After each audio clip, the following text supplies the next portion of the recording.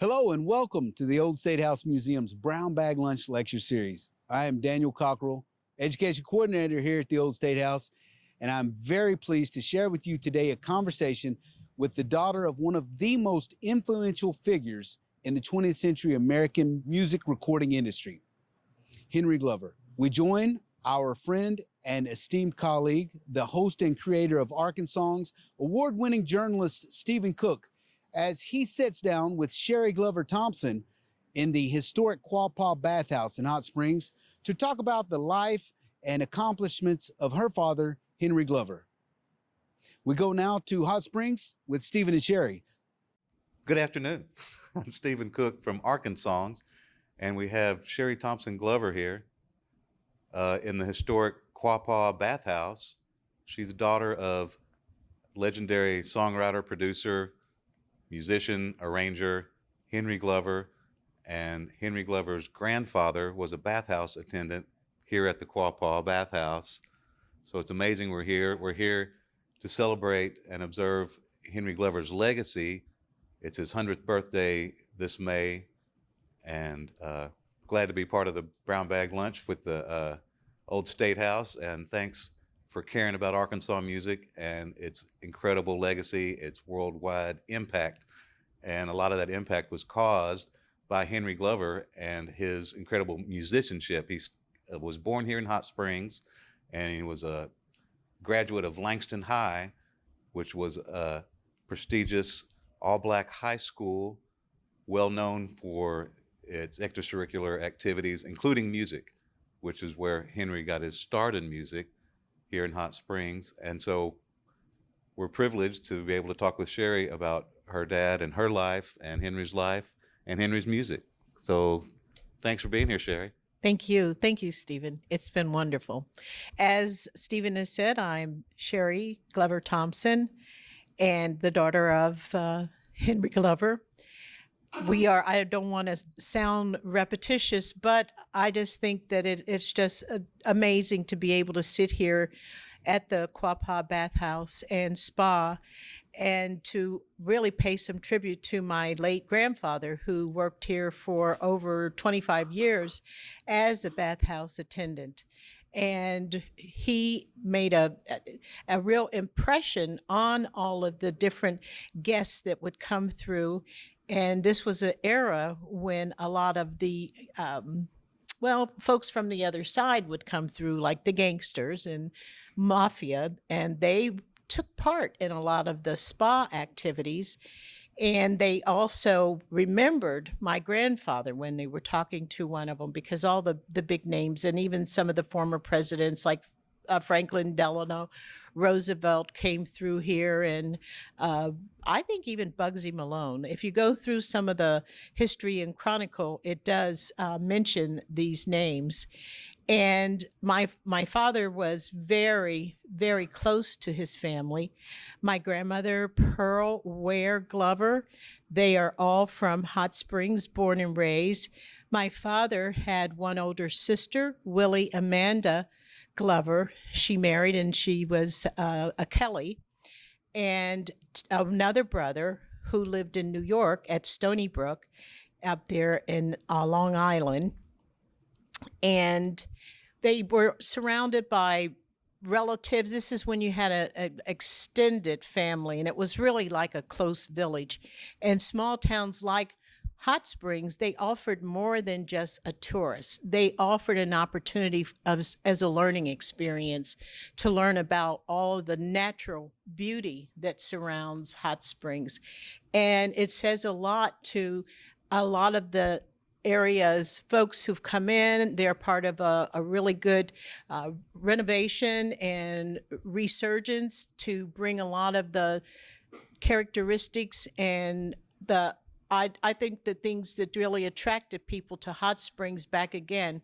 We have the downtown now that has all of the bathhouses and a number of different eating spots, different venues, and it's just really heartwarming to think that all of our history from this area is now going to be preserved. I would like to turn it back over to Stephen at this point. Well, thanks, Sherry.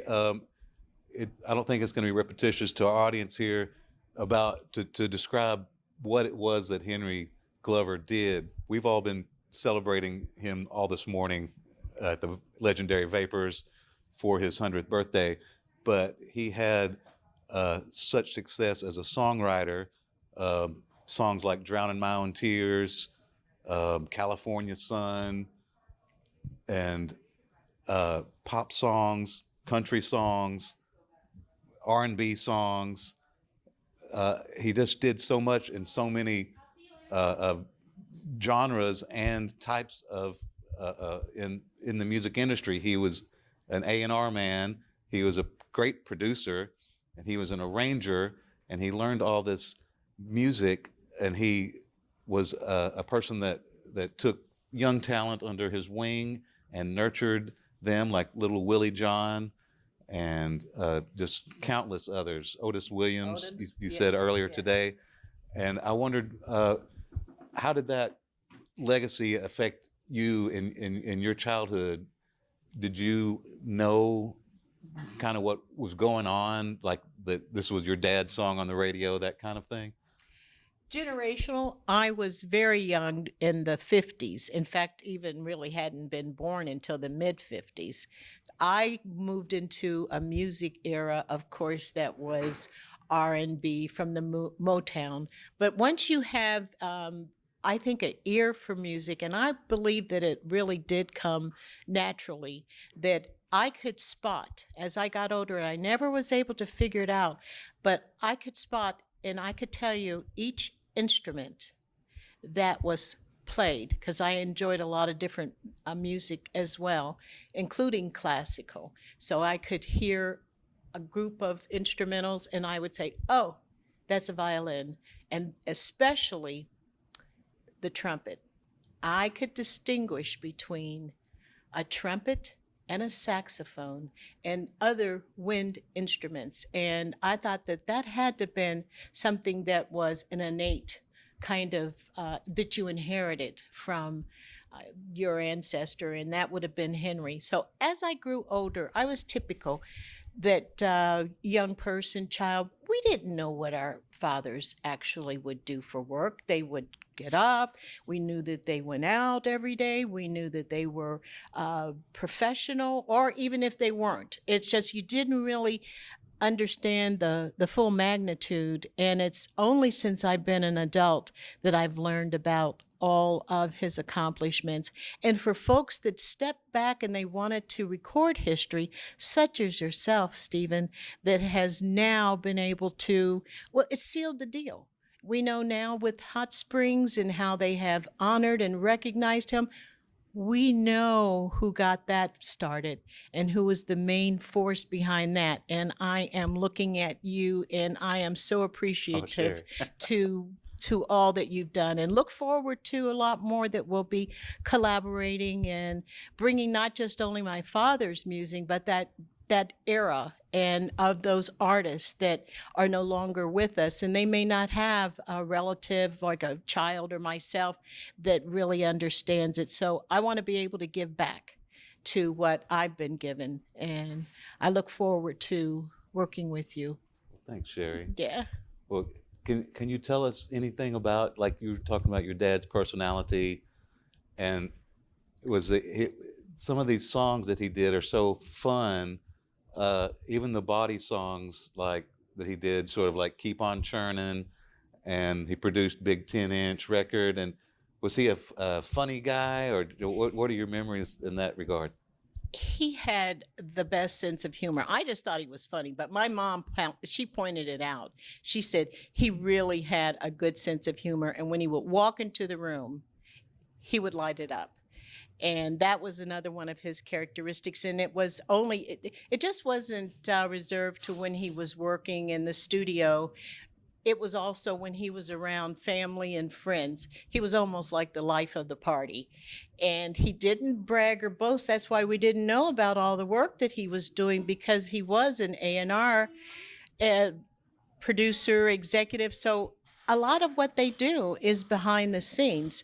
And the intricacy of the music industry has it so they're recognized in their recording rights and mechanical and performing arts.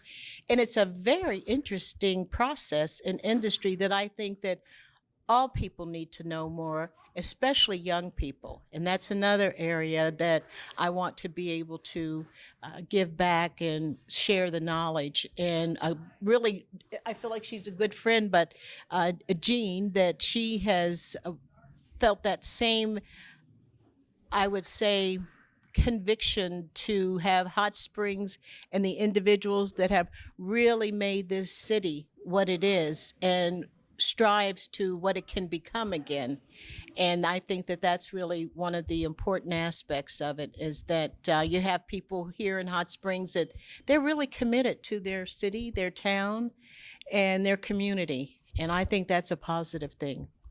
You said you had sort of a business background, and it seems like Henry Glover you almost had to have had a business background to navigate what he did in terms of publishing and songwriting and arrangements and getting his money that was justifiably his. We talk a lot about his excellence and everything that he was able to do, but he's doing it in segregated America in a racist setup. What was it about his personality that he was still able to achieve such success when it really wasn't his to achieve? I think it does go back, and I've read accounts where when he was younger, and there were no color lines, and they didn't. He really learned how to interact and be with both sides and folks from the different races. Because of Hot Springs? Because of Hot Springs. It was this early foundation that he had, because he went to a HBCU, Alabama A&M University, but when he was here in Hot Springs, they didn't have that color line division, or if it was there, he was the early ones that he built that bridge.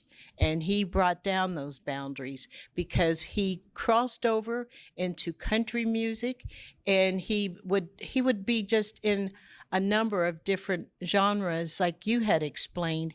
And that took an understanding of just not race or color, but culture, because country has a culture of its, R&B, pop, country, and then what you can see, and I think he was able to spot that we're more alike than different. And that's how he had that success of all of the different music productions, recordings. And I just think that its story needs to be told. And I feel honored and humbled that I've been the chosen one, so to speak. Yes. Well, that is something that is really just incredible about Henry Glover, and that I'm not sure our audience knows, that he was really the guy that was able to write a pop song, and then a country artist might do it, or an R&B artist might do it. And you can look, and there's actually a great movement of Black women that are in country music now. Mm-hmm. And Black people in American country music has been forgotten, but he was a guy in the most segregated of our times in this country. He was able to navigate over all this. How was he able to do that? Well, I think he early on developed an interest in music, particularly with the trumpet, and he played the clarinet as well, and he learned piano. And their family, our family really wasn't much music people. They kind of frowned on it. So when he did set off, and he went to Alabama A&M, he played in the band, and then after he graduated, he started playing with different bands like Lucky Millender, and they were able to, he was like kind of working on the weekends when he wasn't in school, and that's how it evolved. But I think his roots were cemented here in Hot Springs, and the other places were, this kind of added to his overall being and what he really did become. That's an interesting point you said, because I think most people, if you can achieve in a success in music nowadays, it's considered a great thing. But back when Henry was getting started, there were connotations that were not, maybe he needed to be a scientist Yes. or, an engineer or something like this. And that was, I think I've read a quote maybe from his parents that were like, we don't want you involved in this levy camp That's right. music. that's And- how exactly how they felt about it. Yeah. And But later on, I think they were, and I go ahead and finish because I have a letter and some correspondence where when he would send back to his older sister, my Aunt Willie, that he would actually say, "Oh, be sure to share this with Mom and Pops," and because he was proud that he could show them that this wasn't just some fleeting, and that this had a lot of significance. And I think as they were able to accept what he had been able to formulate and develop. And I think that's good because sometimes you're so shunned if you step out of the norm, and they could accept that he really had this talent and that he could make a difference in the music world and consequently make a difference in the world. because he really did. He did. I'm not sure we can even get across what Henry Glover did culturally for not just the United States, but to the world. It's a global. Of him being, we can't emphasize enough about how important it would be for an African American man to walk in to a country music session in the 1940s and like go, here's my song, here's how we do it. There would have been such resistance, but I just feel like maybe he had such immense talent, but also a force of personality, and not dissimilar to your own personality. People just like you, but I bet I really could feel this. I feel with Henry because these white country musicians would have to put their trust in him. They had to, at some point, they have to let go and let this producer, the guy with the songs, and trust that he would bring them success. Right. And often he did. Oh, many times. Oh, yeah. Moon Mullican Yes. and Grandpa Jones, the Delmore brothers. I had an opportunity to meet one of their daughters, Debbie Delmore, in Cincinnati. And this is when this was all beginning. It was about maybe 10 years ago that the public library in Cincinnati, they put together a presentation for the 62nd anniversary of the song Blues Stay Away From Me. Wow. And that was so interesting. They played the song because it was really performed by many different artists, including Bob Dylan. And I wasn't aware of that. And when they would go through all the different, there was Aretha Franklin, Drown in My Own Tears, Ray Charles. He also performed a number of the hits, and Moon Mulligan. It just went on. And again, since he was this A&R man and he was behind the scenes, we didn't know. But I think the recording, the artists that he worked with, and then the record, because that's the way they have these levels of performing arts, mechanical rights, and there's just a range of them. And that's going to be my next area that I plan to do some real exploration and research. And again, I want to share that. I want to share that because you shouldn't have to be in the music industry to understand it in all aspects of it, just not the beat and the sound, but the whole components of what goes into the music industry. And I think it's a story that also needs to be told.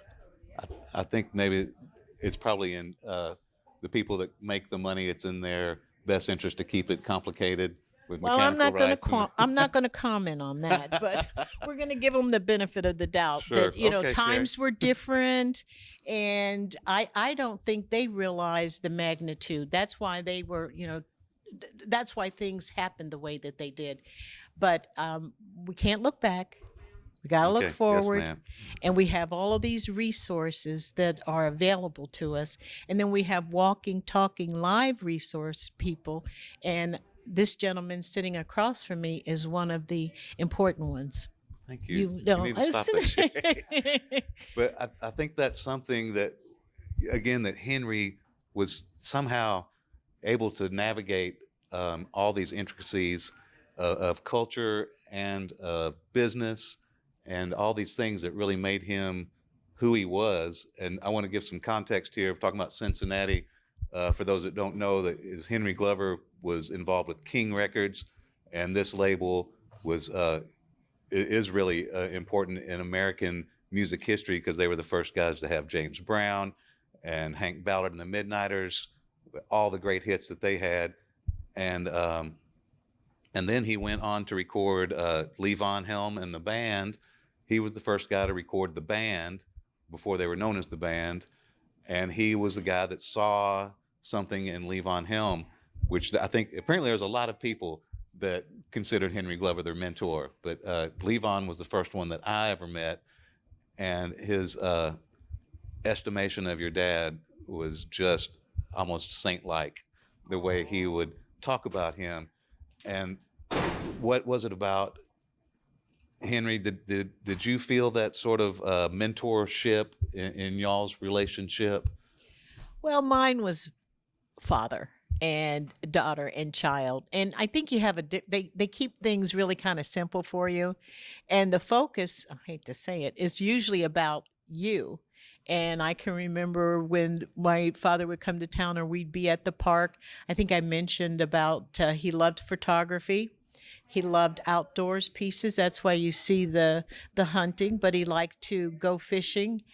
And he was just an all around interesting character, and he enjoyed a lot of different things. And I think that was probably I think he was ahead of his time too when it really came to the music he was producing and composing. He was ahead of his time. Now we can appreciate it for actually what that point was in our history. Because, like you said, they say that American music was really born in the Midwest, and I would think of my father as one of its prized or esteemed siblings to have come along and been able to donate and contribute so much. I think maybe no one knew that we'd be wanting to listen to these songs 70, 80 years later. It was maybe considered more just like, yeah, I got a song. That's my own pop, my own grandpa. That's grandparents' Yeah, music. it's like, yeah. no one would, like, why would we listen to Keep On Churning 80 years later? But it's a cultural touchstone, and it shows you what they were doing, but also the songs are just strong enough that they can survive. And that was also maybe why he could get a country group to do this song and an R&B group, and both of them would be hits, and they would both sound great. And I think it's the strength of the writing maybe that gets us there, that like, wow, it's 100 years later and we're still listening to these songs that were disposable pop songs of the time. Yes. And he knew in later years that had been his point, and almost like he was, you're tapped and you're chosen for different things. And he wrote an ode to Henry that I know he wrote because he spoke in the first person. And as he went through and he described what it was to be in a country song and what that did for that population, I would say, and then he talked about the R&B, and then he would name an artist, and then he also talked about like the twist and how this would just kind of make people happier. They wouldn't deal with the sadness in their life, and especially like with country songs, they usually told a story about a breakup, a loss, a love lost, and he was able to really capture that. Want to bring that to the forefront again, and that's another piece of those little pieces of in the little memory box that I have, that I call it the treasure trove, and that's going to be something again that will gain a lot from a historical standpoint.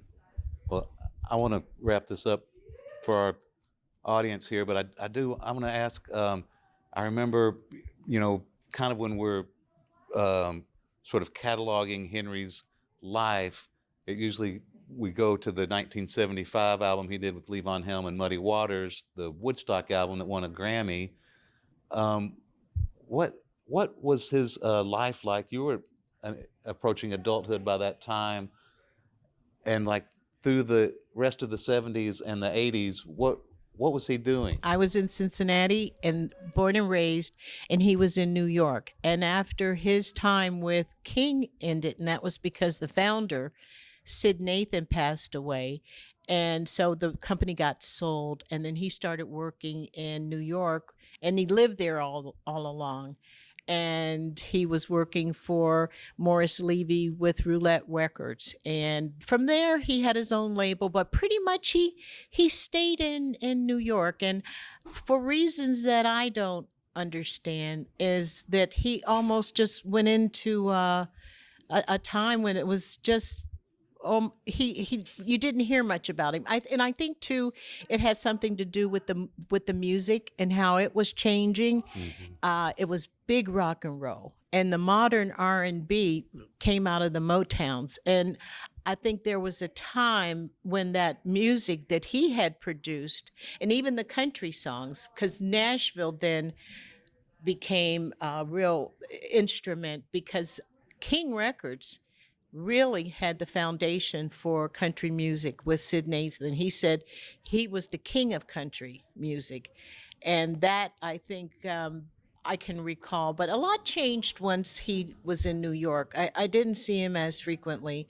And then I went away to college. And then before you know it, he died suddenly in 91. And I think that there would have been an opportunity for us to really have to re-engage and to it was, and we would talk and we'd say, oh yeah, well, we're going to get together, but as life would have it, it didn't happen. And it wasn't a sad world on my part, because I was able to have really a good parents. I had a stepfather and my mom, and they were really good. And I always like to talk about, they were opposites though. My stepdad was a warden, and that's much different from a music executive.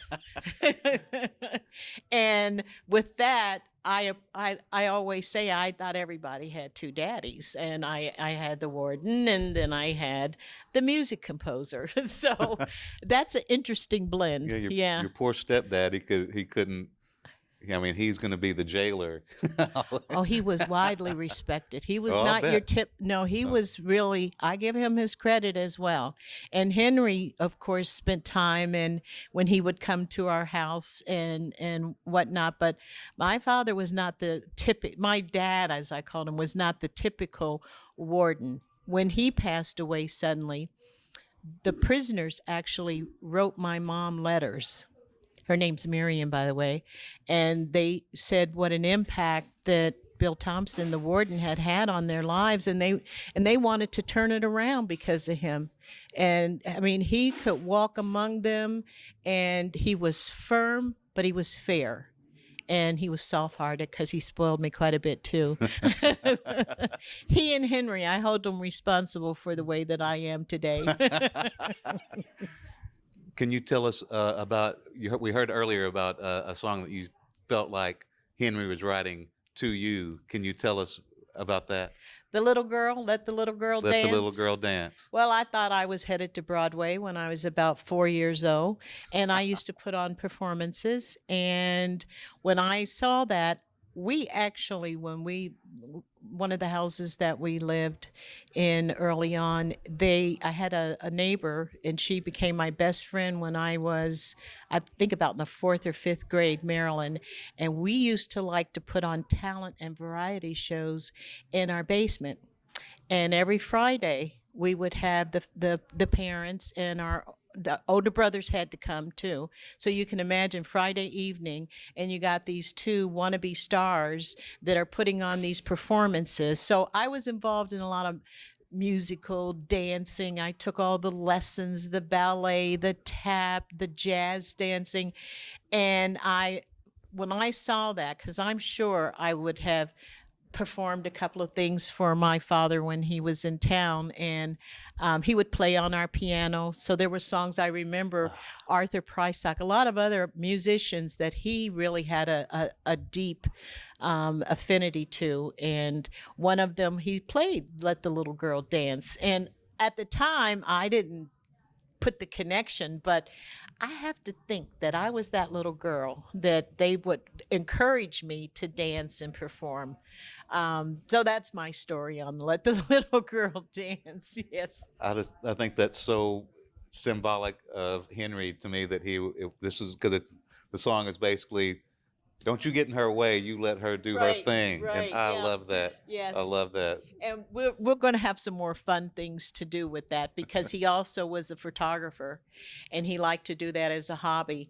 And we would go to the park, my mom, and he would love to take just still shots of us.